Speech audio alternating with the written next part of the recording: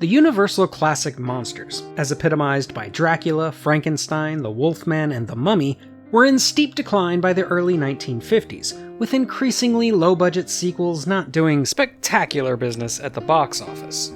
The most successful entries in the loosely connected franchise were spoofs featuring Abbott and Costello, but Universal refused to give up on the formula, and with science fiction on the rise, the studio knew there was potential to create another horror icon.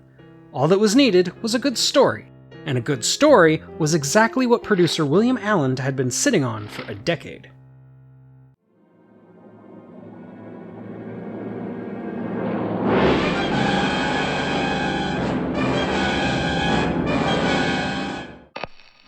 On a quest to find the fossilized remains of a half-man, half-fish from the Devonian Age, the crew of the Rita travel into the unspoiled majesty of the Amazon, to a place from whence no man has ever returned.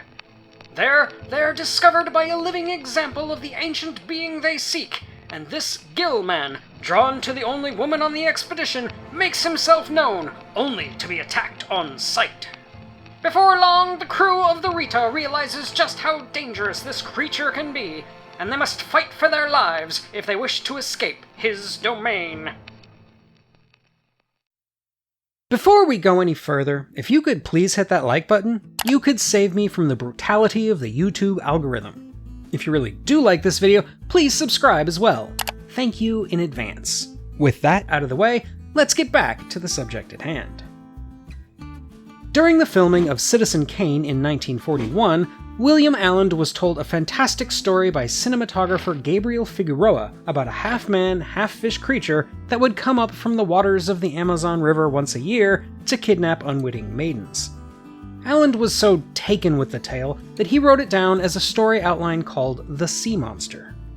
Then, 10 years later, and shortly after assigning the sci-fi legend Ray Bradbury to write the story for It Came from Outer Space, Alland expanded his sea monster story into a movie treatment that combined Figueroa's Fishman tale with the general plot outline of 1933's King Kong. This treatment had two possible endings, one in which the creature is put down heroically, and one in which it is taken back to civilization where it escapes and wreaks havoc. Maurice Zim and Leo Lieberman were then assigned, in turn, to work on the story further, but Universal was ultimately unhappy with the end results, complaining that they were too similar to King Kong. With the project on life support, Alland then gave it to Arthur Ross, who suggested the idea of turning one of the scientist leads into a heroic figure, and Harry Essex, who would later claim far more credit for the story than he probably deserved, much as he did for It Came from Outer Space. With It Came from Outer Space proving to be a hit, Alland hired that film's director, Jack Arnold, to helm what was then called Black Lagoon, a 3D sci-fi horror spectacle for the ages. After briefly considering Frank Lovejoy to play the lead, the role was ultimately given to Richard Carlson, yet another veteran of It Came from Outer Space. Alongside him as the female lead was Julie Adams, whose prior career was mostly made up of B-movie westerns and who wasn't terribly enthusiastic about being the damsel in a sci-fi horror. She would later remark that the filming of Creature from the Black Lagoon was surprisingly pleasant, and it would become the movie she is most well known for. One of her most famous scenes, though, was actually performed by the model, swimmer, underwater performer, and professional mermaid Ginger Stanley, who doubled for Adams in all of her characters' underwater scenes. Other notable actors include Richard Denning as the villainous Mark, the Spanish-born silent-era director Antonio Moreno as Dr. Maya, and the great character actor Whit Bissell as Dr. Thompson. As for the titular Gillman, he was played by two different men, actor Ben Chapman on land and cave diver Rico Browning in the water. Browning only got the role by chance, as he was asked to give the filmmakers a tour of Wakulla Springs in Florida, where the underwater scenes would later be filmed. During this tour, he showed off his skills as an underwater performer during a camera test, and was subsequently offered the part based on his unique way of swimming. The creature went through a few different iterations, all primarily designed by Millicent Patrick.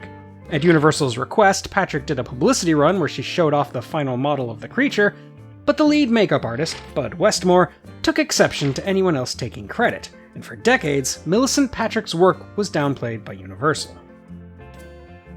The Gillman costumes were built mostly out of hand-carved foam rubber glued to bodysuits, lovingly painted sea green due to initial plans to have the movie filmed in color, and the carefully carved head provided challenges both above water and below the surface.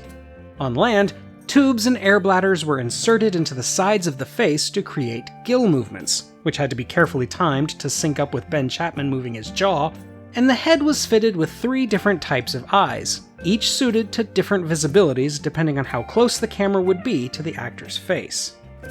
Chapman also had difficulty walking the way Jack Arnold wanted him to, and so 10-pound weights were added to his boots to force him to glide his feet awkwardly, like a fish out of water. This lack of visibility and clumsy way of walking resulted in the film's only publicized accident, where Chapman banged the head of actress Julie Adams against some plaster rocks. Adams wasn't seriously injured, but Chapman was horrified, leading to one of the most memorable behind-the-scenes moments where you can see the creature looking on anxiously as a bandage is placed on Adams's forehead. Underwater, visibility in the suit was an even bigger problem. They tried to use a diving mask, but it wouldn't fit without making the creature's head cartoonishly large, and they also tried swimming goggles, but Rico Browning was unable to clear them when they would inevitably get filled with water. Ultimately, they decided to go with nothing over his eyes, but even though the Florida water was relatively clear, the tiny holes of the head's eyes meant that Browning had an incredibly narrow field of view. For all intents and purposes, he was rendered blind for the entirety of his performance. This was uniquely problematic given how his underwater scenes were put together. There was obviously no room in his suit for scuba gear, so every scene in which you see the creature underwater, the actor is holding his breath. Between takes, he would have to swim over to an off-screen tank and breathing hose, which you can imagine is a tall order for someone who can't see anything. While we're stopped, let me just take a minute to thank my patrons. Their support really makes this channel possible, so please, if you like these videos, consider joining my Patreon to get access to bonus content, vote on future topics, and more. You can also give me a one-time contribution by clicking on the thanks button below. Also, if you want even more content from me, I'm the co-host of a couple of different podcasts, The Streaming Heap and From Here to Paternity, which are available wherever you get your podcasts, and I have a novel called Paradox that is available through Amazon. If all else fails, though, you can always check out my website at emcgill.com, where you'll find written reviews of plenty more sci-fi classics in both film and literature. Now then, with all that shameless self-promotion out of the way, let's move on. Filming took place in late 1953 on Universal Sound stages, in the Sierra Canyon and the man-made Park Lake on the Universal backlot, at the Hermosa Beach Aquarium, at Will Rogers State Beach, and at Portuguese Bend. The underwater sequences were all filmed by a second unit in Wakulla Springs in Florida, under the direction of either James Curtis Havens or Charles Scotty Welburn, depending on who you believe, and doubles were used there for all the principal actors. Universal decided against using Eastman color due to the expense, but they still went ahead with plans to film it in 3D, requiring the creation of an underwater housing for the bulky 3D cameras, as no feature film had ever used 3D in underwater before, something that was played up in the film's marketing. Startling beyond belief in the screen's first underwater 3D thrill. Creature from the Black Lagoon premiered in February of 1954 for a wide release in March. It was a critical and popular success in its initial run, earning roughly $1.3 million in rentals and becoming a bona fide cultural phenomenon. A sequel was already planned before the film was even finished, which is why the creature's fate is left ambiguous, and 2 sequels would be released in the next 2 years, earning the Gillman a spot next to Dracula and Frankenstein as an iconic Universal classic monster. Various remakes have been proposed over the years, with one nearly getting the green light with Jack Arnold as producer, John Landis as director, and Rick Baker in charge of the makeup effects, but Universal ultimately chose to go ahead with Jaws 3D instead.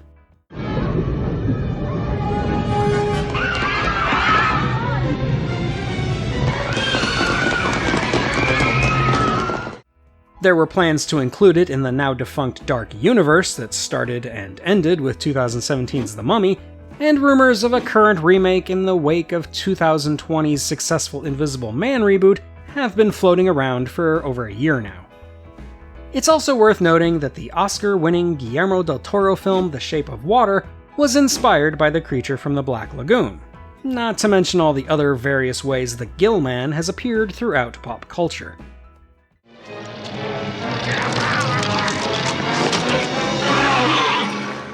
In my opinion, Creature from the Black Lagoon could easily have been just another by-the-numbers bit of sci-fi schlock. I don't mean to imply there's anything wrong with sci-fi schlock, of course, but this is a film that has a surprising amount of depth. It can be read in multiple ways. From the perspective of the universal classic monsters, the Gillman is a worthy addition that fits a familiar pattern, a misunderstood beast that doesn't initiate the inevitable bloody conflict. The director, Jack Arnold, stated explicitly that he wanted the film to highlight man's inhumanity and innate tribalism, to sneak in subtle messages about racism and prejudice that he wouldn't have been able to state overtly. Not only is the Gillman a victim of the innate aggression of human beings, he also represents the way we have historically treated the natural world. The tragedy, then, isn't just what is done to the creature, but what is done to his environment.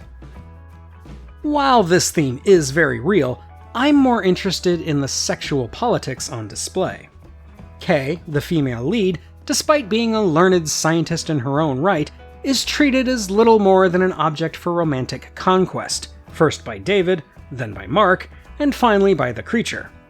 She is only really interested in David, who hides deep insecurities about his worthiness of her affections, resisting marriage and having trouble hiding his obvious jealousy of Mark. Mark, in turn, sees Kay as a trophy to be won, something to take home as evidence of his superiority, much as he wishes to take home the creature. As for the creature, he sees Kay in both lights. He longs for love in a way he knows is forbidden, perhaps more on an instinctual level than on an intellectual one, but he also tries to snatch her away, attacking any man in his path. The story then proves that the men hunting the creature are driven by many of the same base desires, that much of the conflict results from man's drive to claim everything for himself, be it a woman, a piece of nature, or a creature whose only real sin is existing. And that's all for today, my fellow Earthlings. What do you think of the Gillman? Let me know in the comments, and while you're there, don't forget to like and subscribe if you haven't already. Thanks for watching, and until next time, when we'll lay our claim to space itself, this is the Unapologetic Geek, telling you to never be ashamed of what you love, as long as you're not hurting anybody.